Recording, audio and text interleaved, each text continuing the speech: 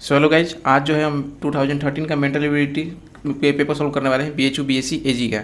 सो चलिए सबसे पहले देख लेते हैं question number one. Question number one है which of the following disease is caused by virus. तो ऑप्शन है प्लेग यू, दूसरा है कोलेरा, तीसरा टेटनस एंड चिकन पॉक्स। तो देखो इसमें चिकन पॉक्स जो है ये वायरस के द्वारा होता है, बाकी जो है प्लेग यू हो गया, कोलेरा जो हो गया जैसे विब्रियो कोलेरा से होता है, टेटनस जो है कोलेस्ट्रीडियम टेटानी, तीनों ही जो बैक्टीरियल डिजीज है। तो यहाँ पर राइट आंसर क्या हो जाएगा, फोर्थ वन यानी चिकन पॉक्स। चलिए नेक्स्ट क्वेश्चन है question number 27। The circumference of circle is 110। बोल रहा है कि किसी सर्किल का जो सर्कमफेरेंस दिया हुआ है वो 110 सेंटीमीटर है। What is the perimeter of the square whose side is equal to the diameter of the circle. तो बोल रहा है कि उस स्क्वायर का जो है आपको पेरीमीटर बताना है जिसका कि जो साइज है वो इस सर्किल के डायमीटर के बराबर अगर है तो देखो सबसे पहले हम क्वेश्चन को देखते हैं। क्वेश्चन के अंदर क्या दिया हुआ है, सर्कमफेरेंस। सर्कमफेरेंस कहने का मतलब क्या है, 2πr, या फिर हम इसको क्या लिख सकते हैं पाई इंटू डी, बिकॉज 2 और r को जो है गुना करेंगे तो ये d के बराबर होता है, डायमीटर के बराबर होता है। तो हमें यहाँ पे डायमीटर एक्चुअली निकालना है तो हम पाई डी वाला फॉर्मूला यूज करेंगे। और इसके किसने के बराबर दिया हुआ है, तो ये 110 सेंटीमीटर के बराबर दिया हुआ है। ठीक है, तो 22/7 इंटू डी करेंगे इक्वल टू कितना हो जाएगा 110। तो डी का वैल्यू हमको निकालना है, डी का वैल्यू निकालने के लिए क्या करेंगे 110 × 7/22।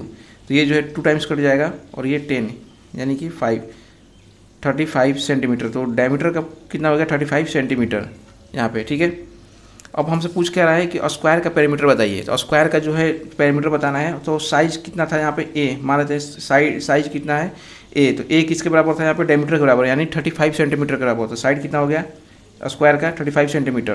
तो पेरीमीटर कितना होता है स्क्वायर का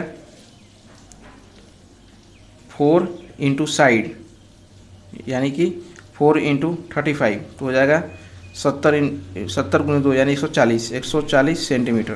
तो इसका जो राइट आंसर हो जाएगा वो थर्ड वन यानी कि 140 सेंटीमीटर। चलिए नेक्स्ट क्वेश्चन है क्वेश्चन नंबर जो है यहाँ पे 28। The prime minister of India is पहला है इलेक्टेड, अपॉइंटेड, नॉमिनेटेड और सेलेक्टेड। तो देखो इसका जो है ये अपॉइंट किया जाता है और किसके द्वारा किया जाता है, तो प्रेसिडेंट ऑफ इंडिया के द्वारा। तो इसका जो राइट आंसर हो जाएगा सेकंड यानी कि prime minister of India is appointed by president of India. तो अपॉइंटेड जो हो जाएगा इसका राइट आंसर हो जाएगा। नेक्स्ट ये क्वेश्चन क्या है यहाँ पे कि if x is equal to -3 then x³ minus x² minus x will be equal to. यहाँ पे जो है एक्चुअली जो है आपको सिंप्लीफिकेशन यहाँ पे करना है। तो यहाँ पर सिंपल सा सिंप्लीफिकेशन पहले से कर दिया है। देखिए यहाँ पे क्या है, x का वैल्यू आपको दिया हुआ है, x करना है -3 वैल्यू है।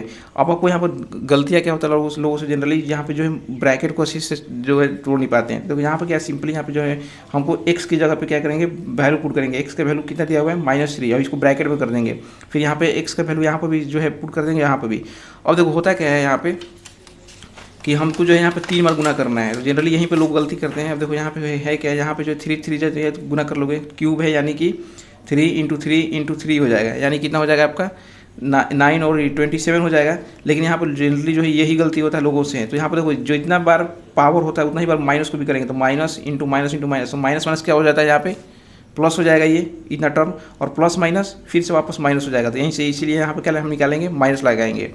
अब सेकंड वाला में क्या है, अब देखो यहाँ पे क्या है माइनस पहले रखेंगे, ब्रैकेट को हम पहले तोड़ने से पहले जो है इसको पहले सॉल्व कर लेते हैं। तो -3 इंटू -3, तो 3 तो 9 हो जाएगा और माइनस क्या हो जाएगा यहाँ पे प्लस हो जाएगा। लेकिन जब ब्रैकेट से बाहर आएगा तो वापस से ये क्या हो जाएगा, बाहर में माइनस है तो ये प्लस, अंदर में तो प्लस हो जाएगा -9, लेकिन जैसे ही बाहर आएगा तो प्लस माइनस क्या हो जाएगा माइनस, तो यहाँ पे 9 हो जाएगा।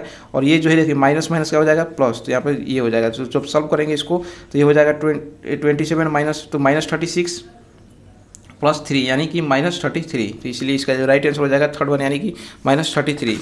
चलिए नेक्स्ट क्वेश्चन की तरफ चलते हैं। क्वेश्चन नंबर है यहाँ पे क्वेश्चन नंबर 30। क्वेश्चन नंबर 30 के अंदर है, क्वेश्चन नंबर जो है यहाँ पे 30 के अंदर है the largest petroleum reserve is located in. बोल रहा है कि लार्जेस्ट पेट्रोलियम रिजर्व जो है कहाँ पर जो है लोकेटेड है। फर्स्ट ऑप्शन है ईरान, रसिया, फिर है सऊदी अरबिया एंड वेनेजुएला। तो इसका जो है ये राइट आंसर क्या हो जाएगा फोर्थ वन यानी वेनेजुएला। नेक्स्ट क्वेश्चन है एक कंटेंट्स ऑल न्यूट्रिएंट्स एक्सेप्ट। तो देखो एक जो एक के अंदर कौन सा न्यूट्रिएंट जो है नहीं पाया जाता है, एक्सेप्ट बोल रहा है कि कौन किसके अलावा जो है सब कुछ पाया जाता है। तो यानी कि नहीं जो पाया जाता है वो आपसे पूछ रहा है। पहला ऑप्शन है avidin, riboflavin, carbohydrate and biotin. तो राइट आंसर क्या हो जाएगा थर्ड यानी कार्बोहाइड्रेट जो है एक के अंदर एक्चुअली नहीं पाया जाता है। चलिए नेक्स्ट क्वेश्चन है question number 32। The head quarter of world bank is located in. World bank का जो हेड क्वार्टर कहाँ लोकेटेड है, तो वाशिंगटन DC के अंदर है। ये सभी को पता है। तो इसका राइट आंसर क्या हो जाएगा सेकंड वन यानी वाशिंगटन DC। और देखो क्वेश्चन नंबर जो है यहाँ पे 33 अब बोल रहा है कि by selling 11 pencil for a रूपी ए मैन लॉस 10%। बोल रहा है कि वो एक आदमी है जो कि 11 पेंसिल को 1 रुपये में सेल करता है, यानी टोटल 11 पेंसिल को जो है 1 रुपये में सेल कर देता है, तो उसको लॉस कितना होता है, 10% का लॉस होता है। तो हाउ मैनी पेंसिल पर रूपी, बोल रहा है कि 1 रुपये में ही वो अब कितने पेंसिल को सॉल्व करे कि उसको जो है नेट गेन 10% का हो जाए। तो अब यहाँ पे पूछ रहा है कि 1 रुपये में ही अभी भी इसको सेल करना है, लेकिन 1 रुपये में कितना पेंसिल को सेल करे। पहले तो 11 पेंसिल सेल कर रहा था तो 10% का उसको लॉस हो जा रहा था, तो अब कितना पेंसिल को सेल करे कि उसको जो है 10% का जो है प्रॉफिट हो जाए। तो देखो इसको क्वेश्चन को सॉल्व करते हैं यहाँ पे। इसको मैं इसमें सबसे पहले दिया क्या चीज़ है, यहाँ पे देखो पहले दिया हुआ है हमको सेलिंग प्राइस। यहाँ पे पहला में क्या हुआ, सेलिंग प्राइस, SP बोल देते हैं। सेलिंग प्राइस कितना दिया हुआ है, 1 रुपीज़, ठीक है। अब देखो सेलिंग प्राइस दिया हुआ है, अब हमको जो है कॉस्ट प्राइस यहाँ पर नहीं दिया हुआ है कितना पर खर्चा था, तो लेट CP भी X, मतलब CP क्या है, 1 रुपया, 1 रुपया पर खर्चा था और 1 रुपया में बेच रहा है। टोटल 11 पेंसिल का दाम हम मान लेते हैं कि 1 रुपया है। अब यहाँ पे जो है इसको दिया हुआ है, देखो लॉस कितना है, 10%। तो हम लॉस परसेंटेज का फॉर्मूला लिख देते हैं, कितना हो जाता है, 10/100 कर देंगे। यहाँ पे परसेंटेज हटाएंगे तो 10/100 इक्वल टू कितना हो जाएगा, हम सीधा फॉर्मूला लिखेंगे। लॉस के में क्या करते हैं, CP माइनस SP/CP, यही फॉर्मूला लिखते हैं। अब देखो यहाँ से कट जाएगा 1/10 इक्वल टू X माइनस क्या हो जाएगा यहाँ पे 1, क्योंकि SP यहाँ पे 1 है और X जो है CP है, अपॉन X। अब यहाँ पे जो इसको इंटरचेंज कर देते हैं तो 10X माइनस 10, ठीक है।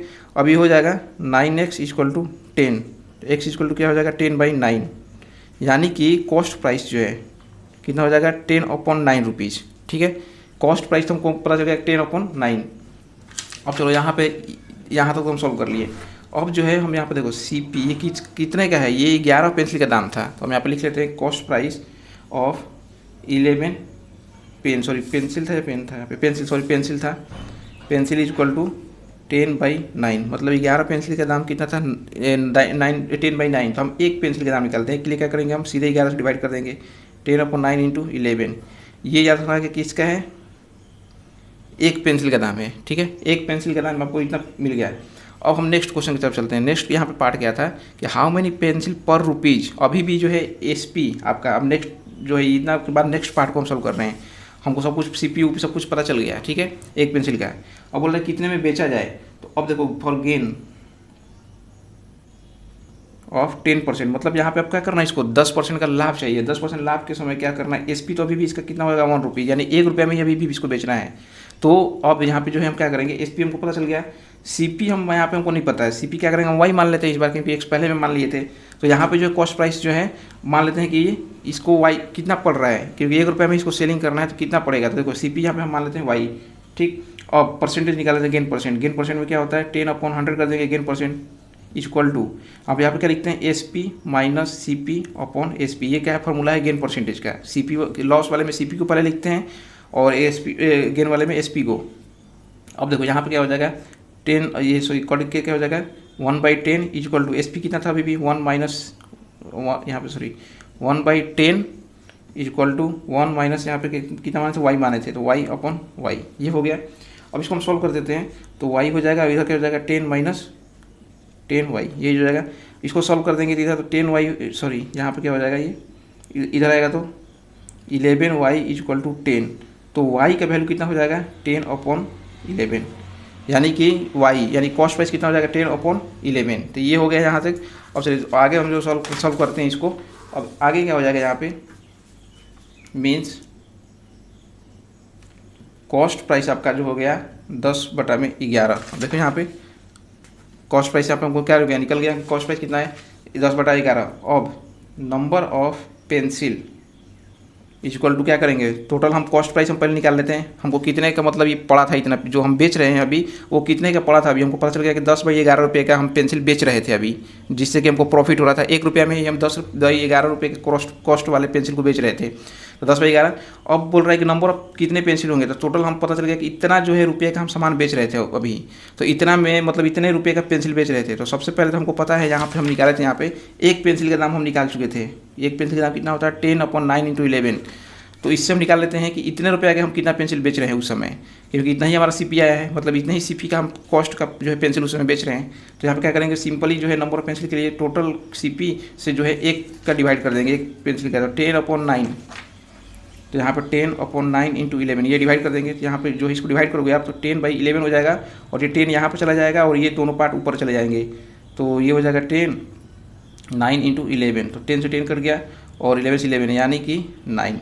तो टोटल पेंसिल की नंबर ऑफ पेंसिल कितना हो गए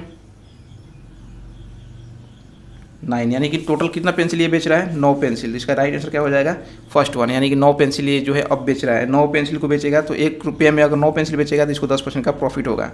चलो नेक्स्ट क्वेश्चन है, what is the location value of 3 in the figure 9838311240।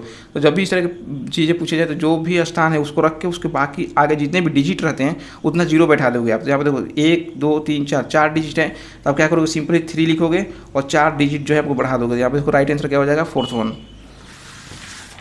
चलो नेक्स्ट क्वेश्चन है यहाँ पे क्वेश्चन नंबर जो है 35। क्वेश्चन नंबर 35 बोल रहा है कि the percentage value of 2/16 shall be. Percentage value के लिए क्या करें सीधे 100 से गुना कर दें, 2/16 इंटू आपको क्या करना है 100 से जो है सिंपली इसको जो है मल्टीप्लाई कर देना है। तो मल्टीप्लाई करोगे सिंपली तो क्या हो जाएगा 8, और इसको डिवाइड कर दोगे तो 8 1 2 और पॉइंट हो जाएगा इस पर 40 12.5। तो इसका राइट आंसर क्या हो जाएगा फर्स्ट वन, यानी कि 12.5%।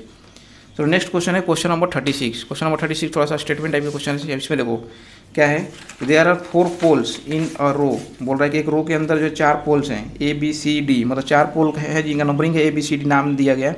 बोल रहा है कि pole A is longer than C। Pole A हम बना लेते हैं यहाँ पे, मान लो ये पोल A है।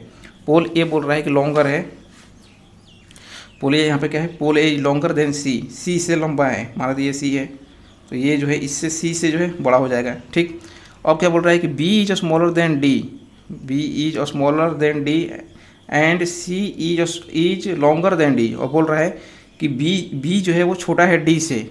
ठीक है, B जो है यहाँ पे मान लेते हैं B है, ये कुछ B हो गया, B जो है छोटा है D से।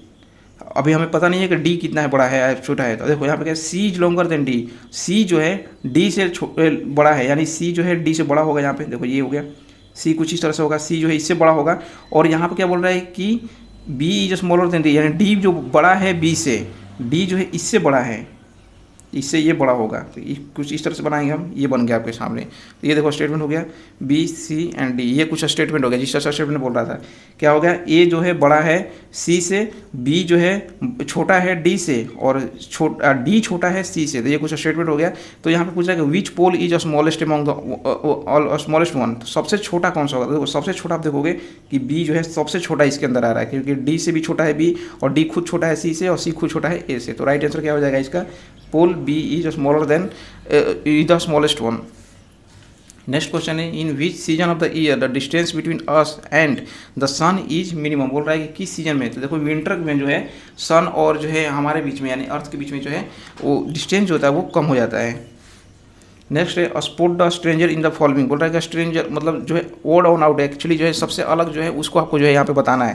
पहला ऑप्शन है पर्ल मिलेट, नेक्स्ट है राइस, फिर है ग्राउंड नट और फिर है मेज। तो देखो सबसे यहाँ पे आसान है कि बाकी सारे जो है जिनमें जो है फल ऊपर लगता है मिट्टी के ऊपर या सॉइल के ऊपर लगता है, वहीं ग्राउंड नट के अंदर जो है मिट्टी के अंदर जो है फल बनता है। इसका जो फली जो बनता है इसका मतलब फ्रूट जो बनता है वो फल जो है वो बनता है कहाँ मिट्टी के अंदर। तो राइट आंसर क्या हो जाएगा थर्ड वन।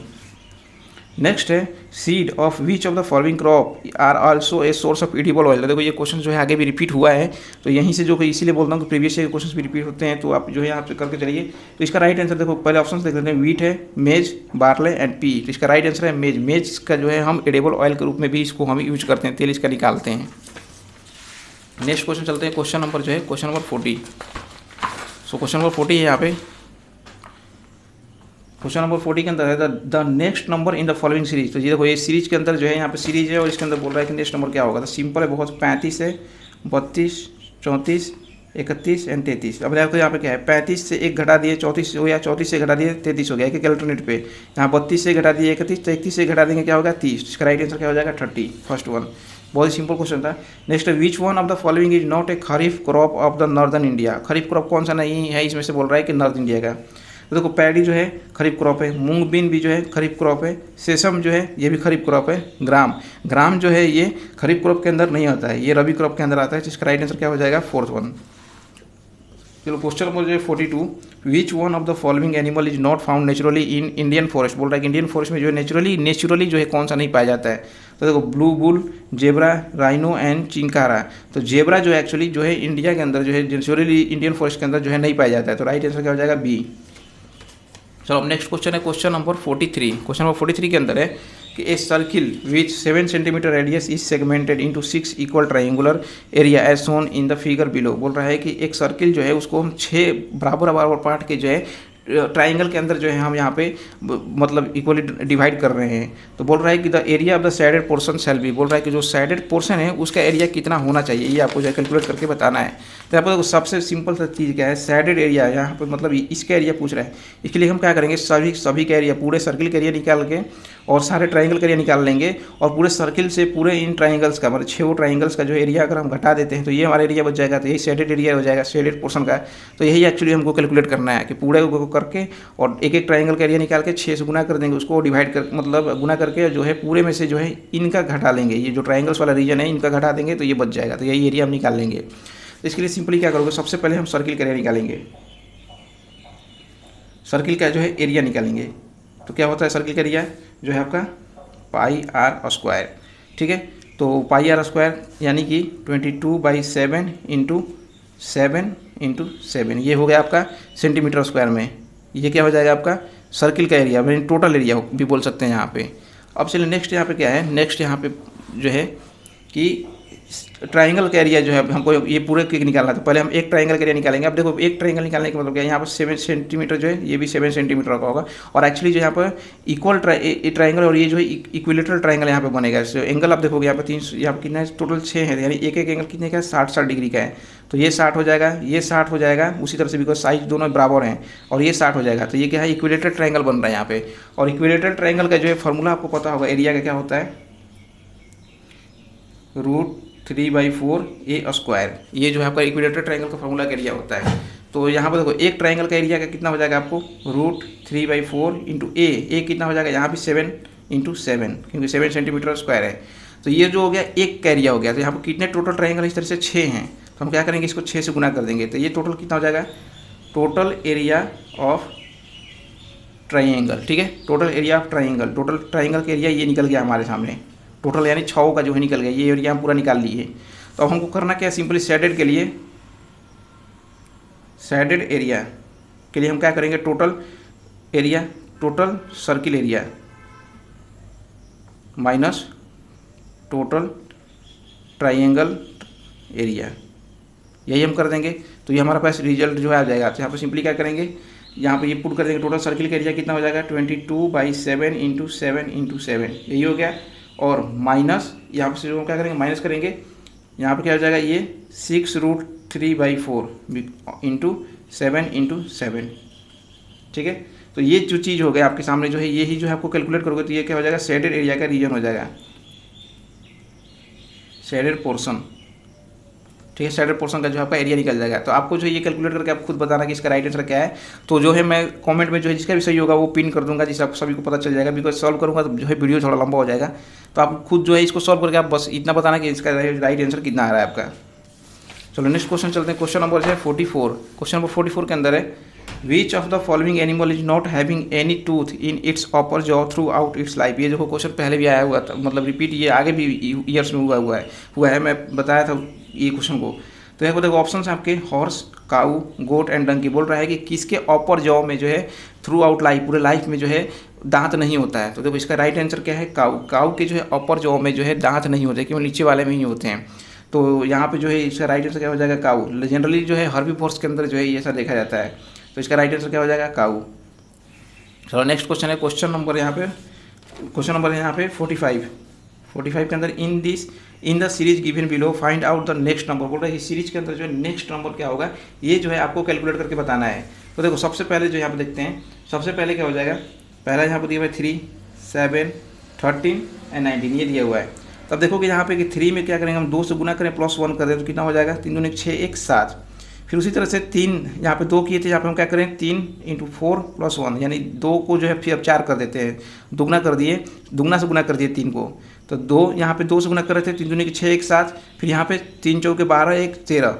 फिर उसी तरह से 4 यहाँ से किए थे, यहाँ पे क्या करेंगे हम गुना करेंगे 6 से प्लस 1 से, क्योंकि यहाँ 2 था, 4 हो गया, 6 हो गया, 2 2 से बढ़ते जा रहा है, प्लस उसमें क्या करेंगे 1 से गुना कर 1 जोड़ देते हैं। तो क्या हो जाएगा 6 12 18 प्लस 1 यानी 19। तो यहाँ पे जो हो गया 19 हो गया। तो 6 से किए थे, तो अब हम क्या करेंगे यहाँ पे 8, तो 3 24 1 25, यहाँ पे क्या हो जाएगा 3 इंटू 8 प्लस 1 यानी कि 24 प्लस 1 क्या हो जाएगा 25। इसका राइट आंसर क्या हो जाएगा 25। तो सेकंड वन जो है राइट आंसर हो जाएगा। नेक्स्ट क्वेश्चन है spot the stranger in the following. Stranger यानी वो ही पूछ रहा है कि कौन सा है जो है इनमें से सबसे अलग है। पहला है carrot, sugar beet, radish and turmeric. यहाँ पर देखो राइट आंसर क्या हो जाएगा टर्मरिक हो जाएगा, बिकॉज ये जो स्पाइस हो गया, बाकी सारे जो सब्जी हो जाए सब्जी है वेजिटेबल है और ये स्पाइसेस के अंदर आ जाएगा। तो इसका राइट आंसर क्या हो जाएगा फोर्थ वन यानी टर्मरिक। नेक्स्ट क्वेश्चन है in how many ways the letter of the word commerce be arrange. अब देखो ऐसे क्वेश्चन जो है ये सीटिंग अरेंजमेंट के अंदर भी जो होते हैं कि कितने तरह से लोगों को हम रख सकते हैं, या फिर जो है तो इससे क्वेश्चन को सॉल्व करने से पहले मैं जो है पिछले बार बताया था आपको किस तरह से सॉल्व करना है। देखो सबसे पहले जब भी इस तरह के क्वेश्चन मिलते हैं तो आपको परमुटेशन से ही क्वेश्चन इस तरह से सॉल्व होता है। तो जितने भी जैसे मान लो कि 5 लोग हैं, उसको बोला जाए कि कितने हम अलग अलग कॉम्बिनेशन में 5 को बैठा सकते हैं। तो जब भी ऐसे करना होता है इसको इस तरह सॉल्व करते हैं, यानी कि 5 × 4 × 3 × 2 × 1 ये गुना कर दोगे, यही जो है ये टोटल वेज बता देगा कि कितने नंबर में हम डिवाइड उसको जो है रख सकते हैं कर सकते हैं। तो देखो अब कॉमर्स के अंदर हम बात करें COMMERCE कॉमर्स हो गया। अब देखो कॉमर्स के अंदर जो है कुछ चीज़ जो रिपीट भी हो रहा है, जैसे M यहाँ पर रिपीट हो रहा है, C जो है रिपीट हो रहा है और E जैसे कि रिपीट हो रहा है। तो यहाँ पर क्या होगा कि रिपीट वाले जैसे बंदे हैं जो जैसे तो ये क्या होंगे कि रिपीट वाले जो है ये तो और उल्टा नंबर कम कर देंगे। हम कितने डिफरेंट वेज में जो है बना सकते हैं बोल रहा है कि जैसे हम मान लेते हैं ABCD एंड E है, हम ABCD को कितने अलग अलग टर्म्स में रख सकते हैं। देखो एक तो है A के साथ B, C रख दे, फिर B रख दे, फिर D E, इस तरह से हम अरेंज करेंगे। A के बाद B C D E इस तरह से हमें अरेंज करना है। तो देखोगे कि अगर B 2 बार आ जाए तो इनको अरेंज करना मुश्किल हो जाएगा, क्योंकि हम यहाँ पर मान लो B हम यहाँ पे B नहीं रख पाएंगे। अब C की जगह पर हम B रखेंगे तो दोनों रिपीट हो जाएंगे, क्योंकि ये फिर एक बार मान लो यहाँ पे C आता है यहाँ पे और यहाँ पे B आता है नॉर्मल केस में, लेकिन यहाँ B को हम अल्टरनेट अब कैसे कर पाएंगे, एक तो ये लाइन खत्म कर दिया ही। तो इसी तरह से जो है हम जो जितने बार रिपीट होते हैं इनको जो है हम इसी परमुटेशन के अंदर डिवाइड कर दें तो हमें पता चल जाता है कि कितने जो है नंबर को कम करना है। जो रिपीट होते हैं उनको हमें कम भी करना पड़ेगा। तो देखो जनरली क्या है कॉमर्स के अंदर देखो कि कितने वर्ड हैं 1 2 3 4 5 6 7 8 टोटल 8 हैं। तो हम कॉम्बिनेशन जनरली अगर नॉर्मली बनाना होता तो क्या बताते 8 का परमुटेशन निकाल लेंगे, यानी 8 × 7 × 6 × 5 × 4 × 3 × 2 × 1 ये कर देते हैं हम जनरली, हम डायरेक्ट निकाल लेते हैं। लेकिन इसके अंदर चूंकि रिपीट हो रहा है तो जो रिपीट वाले जो टर्म्स हैं वो कितने बार कम करेंगे टोटल नंबर्स को अरेंजमेंट का, वो हम उसको भी हमें निकालना पड़ेगा। तो देखो जितने बार रिपीट हो रहे हैं उसको हम क्या करना होगा, जो जो रिपीट हो रहे हैं उसको उसका भी हमें परमुटेशन निकाल के जो है नीचे में डिवाइड कर देना होता है। तो पहले जो है M रिपीट हो रहा था, यहाँ पे M का परमुटेशन निकालेंगे, बिकॉज 2 बार कितने बार हैं 2 बार हैं, तो 2 का हम 2 बार परमुटेशन निकाल लेंगे M का, फिर इसको गुना करेंगे। ठीक है, फिर कौन सा रिपीट हो रहा है इसके अंदर C का भी कितने बार 2 बार, इसको भी हम यहाँ पर लिख लेंगे। अब देखो यहाँ पे एक C हो गया और कौन सा है इसके अंदर M हो गया और E भी है 2 बार, तो इसको भी क्या करेंगे हम 2 टाइम्स। बाकी तो सारे एक बार है तो उनसे कोई हमें मतलब नहीं है, तो इसका जो है परमुटेशन निकाल लेंगे। तब इसको हम क्या करेंगे 8 × 7 × 6 5 4 × 3 × 2 × 1 कर लेंगे ऊपर के लिए, और नीचे के लिए क्या करना होगा 2 × 1 फिर 2 × 1 2 × 1, बिकॉज इसको भी 2 को हम कितना तक जाते हैं 1 तक जाते हैं लास्ट के गुना करते करते, 2 × 1 2 × 1 2 × 1 हो जाएगा। अब हम इसको सॉल्व करेंगे। देखो इसको सॉल्व करते समय जो है आप देखोगे सॉल्व जब हम करेंगे इसको,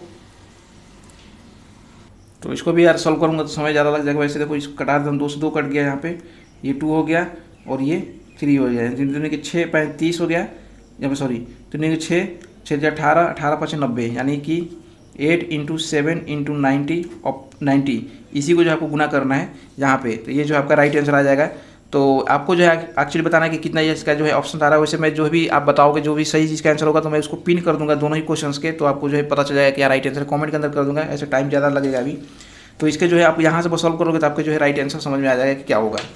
तो नेक्स्ट क्वेश्चन देखते हैं। क्वेश्चन नंबर जो है 48 के अंदर है 6 × 3 फिर ब्रैकेट है 3 × 1 ब्रैकेट में 3 - 1, तो इसको सॉल्व करोगे तो देखो सबसे पहले हम ब्रैकेट को सॉल्व करना होता है 3, और यहाँ पे क्या करेंगे हम 2 हो जाएगा, ब्रैकेट को सॉल्व करोगे 2, यानी कि 6 × 3 × यहाँ पे बाहर आएगा ये 2, तो कितना हो जाएगा 18 × 2 यानी कि 36। तो राइट आंसर क्या हो जाएगा यहाँ पे सेकेंड यानी 36।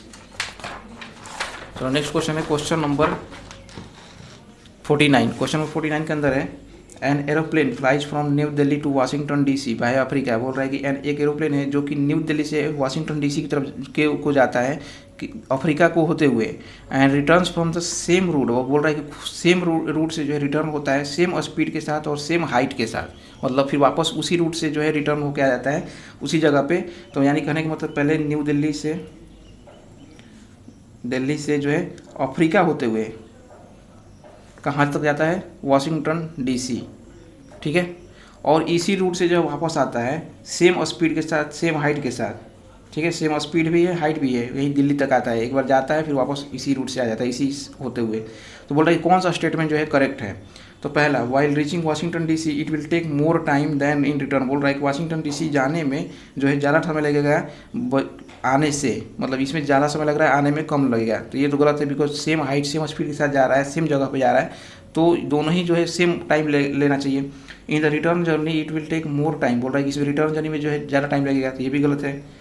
नेक्स्ट है while going and in return journey the time taken will be same. बोल रहा है कि जब जाने और आने में जो है दोनों ही में समय जो है बराबर लगेगा, तो यही जो है यहाँ पर राइट आंसर हो जाएगा, बिकॉज सेम दूरी है, सेम स्पीड के साथ आ रहा है, सेम हाइट पे आ रहा है, तो जो है टाइम भी जो है दोनों के अंदर क्या होना चाहिए, सेम लगना चाहिए। तो थर्ड वन जो इसका सही हो जाएगा।